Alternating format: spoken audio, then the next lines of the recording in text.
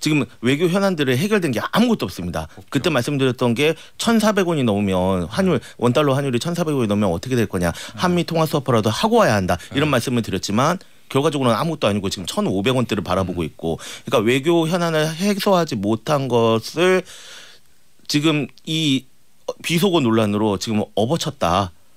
어쩌면 국민들은 이제 피로감이 생겼거든요. 이제 그만 좀 하자. 이런 상황이라면 외교 순방을 하고 온 대통령으로서 성과가 없는데 이렇게 해서 물타기를 했다라는 어떤 알리바이가 만들어지는 게 아니냐라는 성과 없는 판단도 걸 있는 이거로 겁니다. 담는다? 그렇죠. 더 큰 걸로? 일부 뭐 매체에서는 그렇게 만평으로 또 내놓기도 하고 그 민주당 그래요? 내부에서도 이거 우리가 말린 것 같다. 역으로. 역으로 말렸다? 네. 그러니까 IRA도 따져 물을 수 있고 이제 기시다도 만났으니까 강제동원 문제 어떻게 되느냐라고 따져 물을 수 있는 것들이고 한미 통화수합법 왜 하는 거냐 마는 거냐라고 지금 국회가 열려 있으니까 물을 수 있는 건데 그런 게 다 묻혀버렸지 않습니까? 오히려 이걸로? 그렇죠. 그럼 이게 더 낫다는 그래서 먹혔다, 이게 통했다 이런 평가도 나오더라고요. 김태현의 정치쇼. 목요일 2부 국회 출입기자의 생생한 현장 취재기를 알려드리는 국회 정보보고 오늘 두 분 모셨습니다. 프레시안의 곽지원 기자, 서울경제 송종호 기자 모셨어요. 안녕하세요. 안녕하세요. 네, 안녕하세요.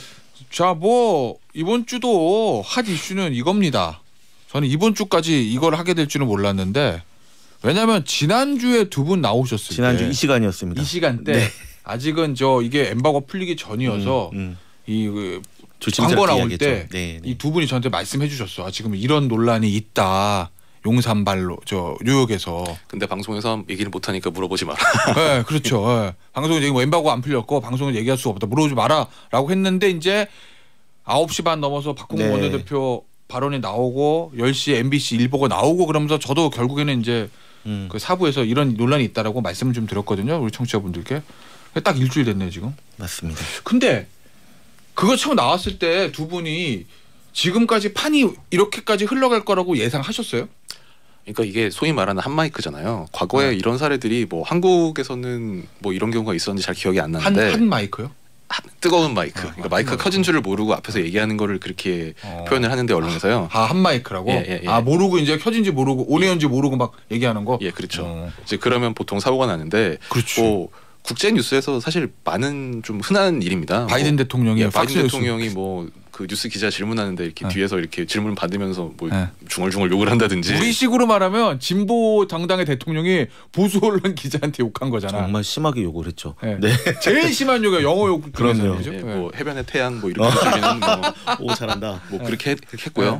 뭐 과거에 뭐 이제 정상 간 대화에서도 뭐 캐나다 총리가 뭐 지금 미국 당시에 트럼프 대통령 때였는데 저 양반이 저기 예고도 없이 40분 회견하는 바람에 내가 늦어가지고 막 참모들이 안절부절하더라 이런 얘기를 하는 게 마이크에 잡혀가지고 나중에 막 트럼프 대통령 불쾌감 표하고 막 그때는 정말 정상회담 잡힌 게 파토나고 막 이러기도 했어요.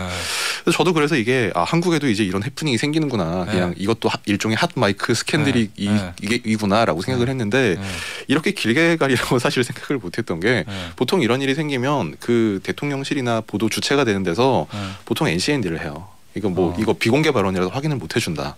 그리고 뭐 문제가 좀 불거지면 당사자한테 이렇게 비공개로 사과를 뭐 이를테면 뭐 발언의 대상이 된 당사자한테 비공개로 사과를 하거나 이제 이렇게 넘어가는 건데. 그때 바이든 대통령도 팍스뉴스 기자한테 전화했다면서요? 네, 미안하다고 했는데 보통 그냥 그게 아주 심각하게 다뤄지는 경우는 잘 없는데 사실 이번 경우에는 이게 대통령실에서 이게 내가 그런 말을 한 적이 없다라고 하고 게다가 지금 그 보도를 내보낸 방송사를 상대로 무슨 물론 그 대통령실에선 법적 대응 안 하겠다고 했지만 뭐 왜 그렇게 보도를 했냐 보도 경위를 묻는 공문을 막 대통령 비서실 명의로 보내고 집권 여당에서는 막 어제 항의 방문을 한 데 이어서 오늘 고소를 하겠다고 하니까 이게 점점 문제가 커지는 겁니다. 그래서 사실 오늘 뭐 사실 우리가 소위 조중동이라고 하는 보수 언론들에서도 보면 뭐 중앙일보, 동아일보 이런 데서 막 그 뒷면에 이제 대기자들이 칼럼을 썼는데 왜 지금 이게 말하자면 경제 문제가 심각한 상황인데 왜 이런 걸로 일주일째 국력을 소모를 해야 되느냐.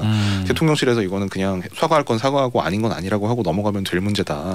좀 이런 식의 우려가 보수 진영에서도 많은 것 같아요.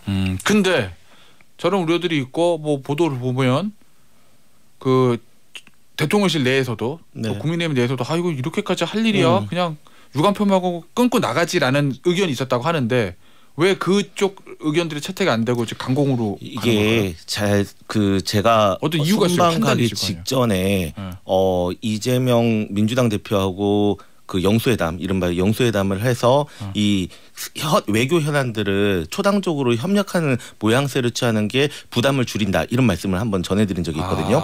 공을 같이 이제 야 너 테이블 올라서 잘못되면 동동 책임이야 요게 낫겠다. 그렇죠. 그런데 지금 그러지 않고 지금 외교 현안들을 해결된 게 아무것도 없습니다. 그때 말씀드렸던 게 1,400원이 넘으면 환율 원달러 환율이 1,400원이 넘으면 어떻게 될 거냐. 한미 통화 수업이라도 하고 와야 한다. 이런 말씀을 드렸지만 결과적으로는 아무것도 아니고 지금 1,500원대를 바라보고 있고 그러니까 외교 현안을 해소하지 못한 것을 지금 이 비속어 논란으로 지금 업어쳤다. 어쩌면 국민들은 이제 피로감이 생겼거든요. 이제 그만 좀 하자. 이런 상황이라면 외교 순방을 하고 온 대통령으로서 성과가 없는데 이렇게 해서 물타기를 했다라는 어떤 알리바이가 만들어지는 게 아니냐라는 성과 없는 판단도 걸 있는 이거로 겁니다. 담는다? 그렇죠.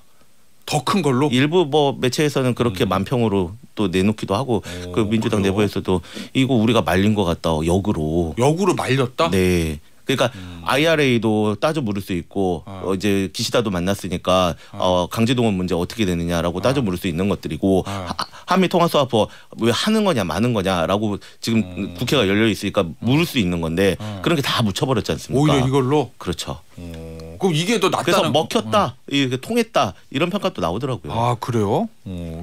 저 어떻게 생각하세요? 이 평가에 사실 그런 IRA나 그런 외교 문제 같은 거는 좀 성과가 갈릴 수 있는 건데 이 비속어 사용 같은 경우에는 좀 도덕적인 기준에 얽혀 있는 거라서 뭐 당장의 어떤 순방 성과 관련은 모르겠지만 어떤 장기적으로 윤 대통령의 어떤 이미지 그 유권자들에 대한 어떤 뭐 유권자들이 윤 대통령을 어떻게 보는지 평가하는 뭐 그런 면이랑 결부되면 장기적으로는 오히려 손해가 아닐까 싶고 사실 그래서 아까 제가 이거는 그냥 그날 바로 사과했으면 뭐 그 주말을 안 넘어갈 문제고 이번 주까지 이어질 문제가 아닌데 사실 대통령실의 대응이 별로 상식적이지 않다는 점을 말씀을 드렸는데 보통 이렇게 상식적이지 않은 대응을 할 때는 그 상식적인 그 대응을 좀 무시할 만한 힘을 가진 분이 보통 그 뒤에 있더라고요.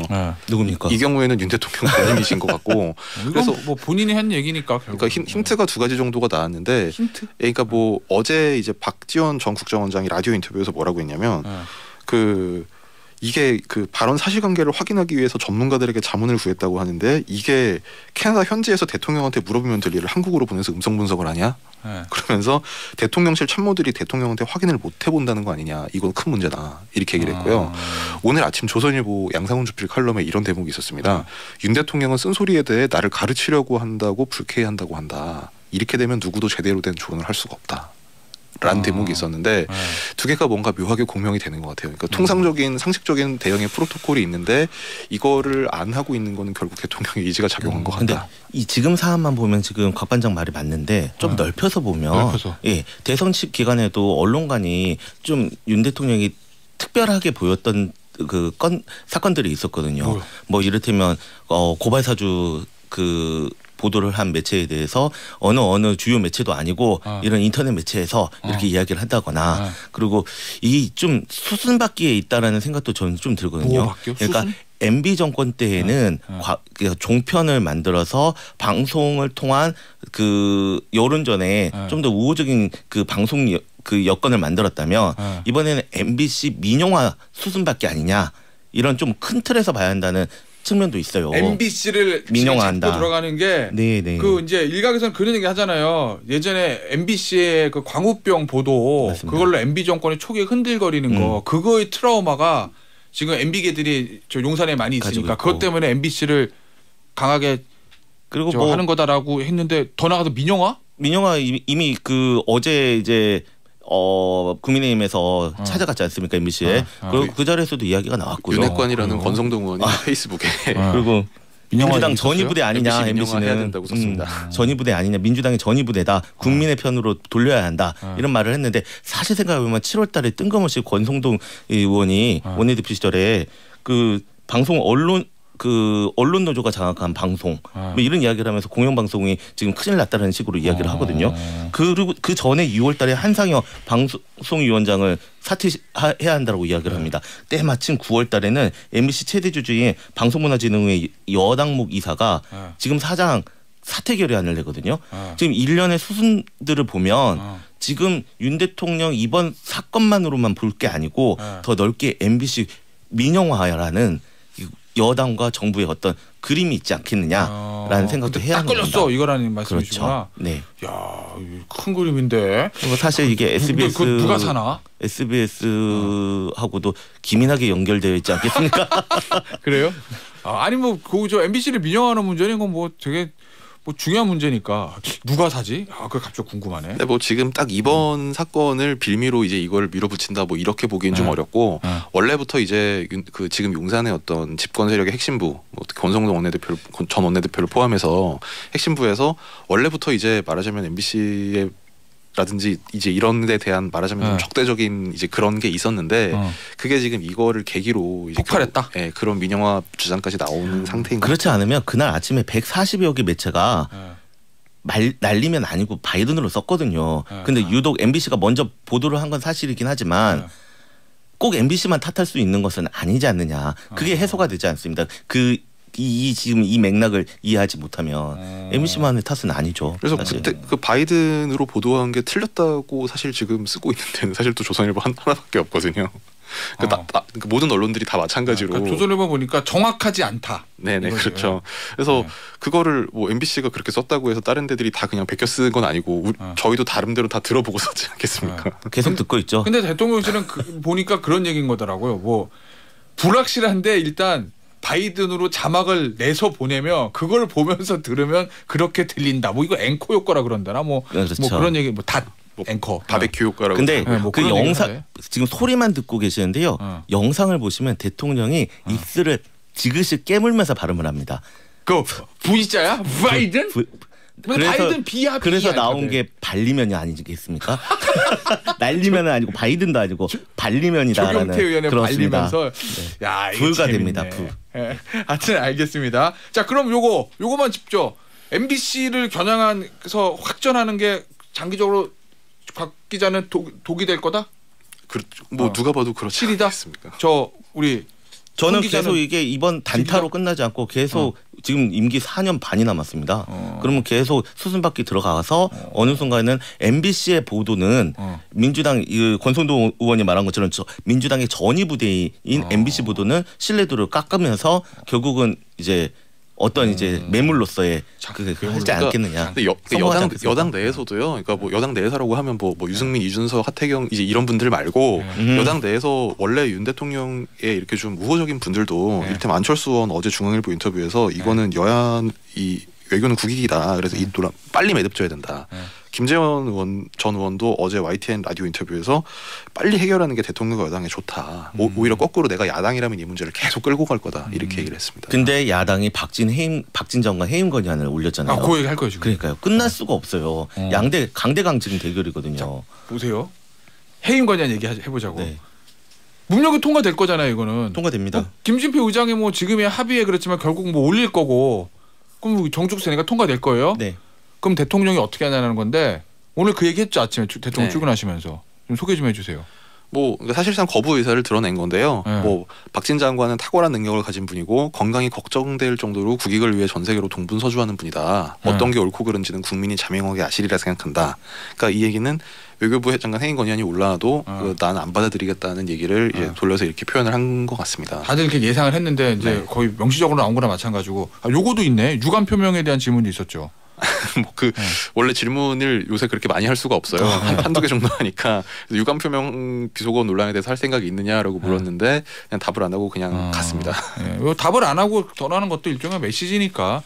자, 그러면 대통령은 이거 해임 건의안 올라오면 내가 거부할 거라는 거를 의사는 명확히 하신 건데 민주당의 득실 좀 따져보죠.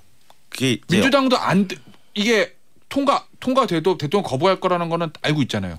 그렇습니다. 근데 왜 하느냐. 그래서 따져 물어봤죠. 무슨 일이 있느냐. 이거 거부되면 오히려 169석이라는 게 무력화 뭔가 좀 이렇게 있으나 마나 무색해지는 거 아니겠습니까? 무색해지는, 무색해지는 게 맞겠죠. 그런데 왜 하느냐라고 하면 민주당은 자신감이 있는 거예요. 이렇게 해서 대통령이 해임 건의안을 거부했을 경우에는 이걸 계속 끌고 갈 수 있다. 이 이슈를. 이게 결코 민주당한테 불리한 이슈가 아니다. 대통령이 비속어를 썼고 거기에 대응도 적절하지 않은 것 같고 이런 상황이라면 지지층을 끌어안고 지지층 결집도 되고 그리고 대통령이 품위가 없다. 무능하다. 이런 프레임을 계속 강화할 수 있다라는 그래서 오히려 거부하더라도 거부하는 게 오히려 시간을 끌 수 있는 기회가 될 수 있다. 이런 판단을 하는 겁니다. 근데 이런 좀 생각은 들어요. 이게 비속어 논란은 결국 박진 장관이 말한 건 아니고 대통령이 말한 거고 굳이 책임을 따면 대통령인 그렇죠. 거고. 네네. 이번에 외교 참사 얘기할 때 저 기시다 총리한테 뭐 굴욕 외교다 민주당 그러잖아요. 그것도 사실 안보실의 김태우 1차장이 한 거고 48조 회담 한미 정상회담 이거 잘 못한 것도 결국 안보실 얘기인데 왜 애꿎은 박진 장관을 가지고 해임 건의하냐. 애꿎죠. 사실 박진 장관이 사실 런던에 있었던 것도 아니고 나는 미국에 먼저 가 있었을 뿐인데. 그렇습니다. 런던에도 없었어. 근데 이제 외교 수장으로서 국회에서 해임 건의안을 낼 수 있는 게 대통령실 사람들은 아니잖아요. 그러니까 민주당도 이 문제가 정말 문제가 있어서 그 문제 인사를 어쨌든 끌어내리겠다가 아니라 상징적인 대표적인 사람을 올려놓고 이 문제를 끌고 가겠다. 시간 끌기다라고 하는 겁니다. 이거 간단하게 하나 더 말씀드리면 이재명 대표 그 어제 교섭단체 연설이 있었지 않습니까? 그 얘기 할 거예요. 그날 전날 밤에 나올 아이템을 다 알고 계시는 것 같아. 이게 연결돼서 전날 밤에 제가 이제 라이팅을 하는 그 연설문 쓰는 관계자한테 약간 이제 먼저 좀 떠보려고 무슨 내용이 들어가. 근데 외교 참사 뭐 이런 내용은 좀 줄여주는 게 협치의 물꼬를 가능성을 좀 열어두는 거 아니겠어? 라고 질문을 했는데 자기네도 또 그런 판단을 하고 줄였다는 거예요. 문장을 줄였다가 갑자기 늘어나기 시작한다고 나도 몰라 이러더라고요. 그러니까 강대강 대결로 여기도 민주당도 가는 겁니다. 이제는 끝장을 보자. 한번 해보자. 이렇게 가는 거죠. 오히려 제가 그때 제안을 했던 거는 그날 오히려 당대표가 이건 국익에 훼손되고 우리 국가의 품위가 떨어지는 일이니까 이거 우리 안 할게. 이렇게 하는 게 어떠냐라는 제안도 했는데 실제로 그 제안 하셨다고. 근데 실제로 이재명 대표가 최근에 한 번 정도는 그 대통령 도어스태핑 발언에 대해서 뭐 아직 확실하지 않으니까 조금 더 신중하게 우리도 합시다라고 수위를 낮췄었거든요. 근데 어제는 다시 올라갔네. 그런 거 아니에요? 맞습니다. 어제 그저께 계속 쭉쭉 올라가고 있는데 이제 그게 올라갔다가 내려갔다가 다시 올라갔어요. 그게 이제 대통령실에서 대응을 하는 걸 보고 초반에 이제 이게 해프닝으로 정리될 것 같은 그런 가능성이 없지 않았을 때는 이제 박홍근 원내대표는 막 그때도 질렀지만 이재명 대표는 좀 이렇게 빠졌는데 대통령실에서 이거 뭐 MBC를 막 때리고 이제 이렇게 막 전면전으로 나오니까 그럼 어디 한번 해보자 약간 이런 식인 것 같고 그리고 박진희 외교장관 해임 건의안은 어제 정확히 말씀드리면 외교 참사 책임 분명히 묻겠다 이렇게 이재명 대표가 얘기했습니다. 그 박진 외교장관 해임 건의안 같은 경우는 그 민주당 입장에서 보면 그 비속어 논란은 박진 장관한테 묻기 어렵지만 나머지 뭐 IRA 뭐 그다음에 뭐 영국에서 물론 본인은 없었지만 사실 이 모든 거는 대통령실이 원래 그런 실무를 하는 데가 아니고 책임은 결국 외교수장한테 돌아가게 돼 있습니다. 그러면 아까 얘기한 이 비속어 논란에 붙여서 민주당이 충분히 추궁을 할 수가 없었던 뭐 IRA 뭐 기시다 총리와의 뭐 그 회담인지 간담인지 뭐 이제 이런 부분까지 다시 한번 환기를 시켜서 끄집어내서 공격할 수 있는 기회가 만들어진다는 점도 있는 것 같아요. 알겠습니다. 자 마지막 주제는 어제 이재명 대표의 교섭단체 대표 연설인데 어제 연설 중에서 역시 뭐 기본 시리즈도 얘기인데 기본 시리즈야 워낙 예전에 경기도지사 때부터도 많이 해왔던 얘기니까 트레이드 마크죠. 트레이드 마크니 그렇다 치고 개헌을 얘기를 꺼냈어요. 어제 4년 중임제 개헌을 다음 총선 때 같이 묻자. 네, 이건 어떤 전략적 고려에서 나온 걸까요? 이 얘기는? 근데 이게 지금 기본소득 기본사유로 하자. 뭐 4년 중임제 이야기하고 어제 그 교섭단체 연설은 거의 대통령 선거에 나온 대선 공약을 발표하는 자리와 같은 내용이었거든요. 거기에 플러스 생각해보면 기본 시리즈 대선 공약이 4년 중임제는 사실 대선 공약이었어요. 그랬어요? 네. 그래서 내가 임기를 1년 줄이더라도 맞다. 네, 4년 중임제를 하겠다. 그러니까 이게 새로운 건 아니에요. 그런데 다만 나 대선 주자야. 잊지 마. 나 또 할 거야. 라는 메시지라고 저는 생각해요. 그리고 기본소득도 사실 돌이켜 생각해보면 작년 대선 경선을 그러니까 민주당 경선을 거치는 동안에는 기본소득을 계속 내세웠지 않습니까? 그러다가 본선이 되면서 어느 순간 공약이 아니라는 말까지 합니다. 제1공약은 성장이라고. 네. 그러다가 이번 당 대표가 되면서 초선들하고 또는 재선들하고 식사 정치를 하지 않았습니까? 계속 만나면서 제가 이제 들은 바로는 기본소득이 너무 아깝다. 이제 초선들이 많이 그런 이야기를 어필을 했답니다. 그러니까 당 대표인 이재명 대표가 깨알같이 수첩에 적었답니다. 이 내용들을. 그리고 나서 기본소득을 다시 부활시켰다. 올라왔구나. 네. 그리고 어제 보면 뭐 손실 보상이랄지 기초연금 40만 원이랄지 코로나 피해 국민 책임 국가 책임제랄지 이런 공통 공약에 대해서 같이 이제 여야가 달센터 공통 공약이 있으니까 같이 추진하자 이런 제안도 했거든요. 그러니까 내가 대통령은 아니지만 제1야당의 대표로서 같이 국정을 이끌어갈 수 있는 파트너야라는 메시지도 냈다고 생각합니다. 그렇구나. 이 개헌 얘기 꺼낸 거에 대한 국민의힘 반응은 어때요? 그러니까 신경 쓸 틈이 없어요? 개헌 부분에서 지금 솔직히 이제 이재명 대표가 어제 한 얘기에 대해서 일단 국민의힘은 무슨 얘기를 하든 관심이 없어. 일단 다 때리려고 하죠. 뭐 일단 뭐 기본 시리즈 이제 이런 경우는 뭐 너무 이상적이다. 뭐 돈이 어디서 나냐 이제 등등등인데 개헌 얘기는 그래도 상대적으로 크게 주목은 못 받았습니다만 중간에 보면 임기 중반인 대통령 임기 중반인 22대 총선이 적기다. 그 이재명 대표 연설이 이런 부분이 있어요. 그래서 올해 정기국회 끝난 직후에 헌개특위 만들자, 개헌특위 만들자라고 했는데 22대 총선이면 2024년이거든요. 그럼 윤석열 대통령 임기 중에 반이 채 안 됩니다. 그러니까 2027년까지가 윤 대통령이니까요.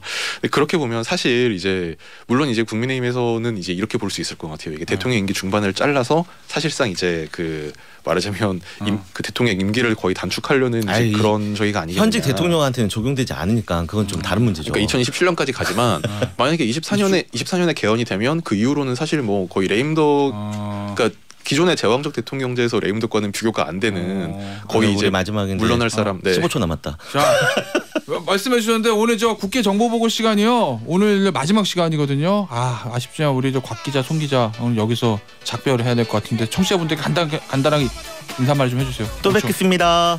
좋다. 네. 네, 지면에서 뵙겠습니다. 감사합니다. 지금 곽 기자, 송 기자였어요. 고맙습니다.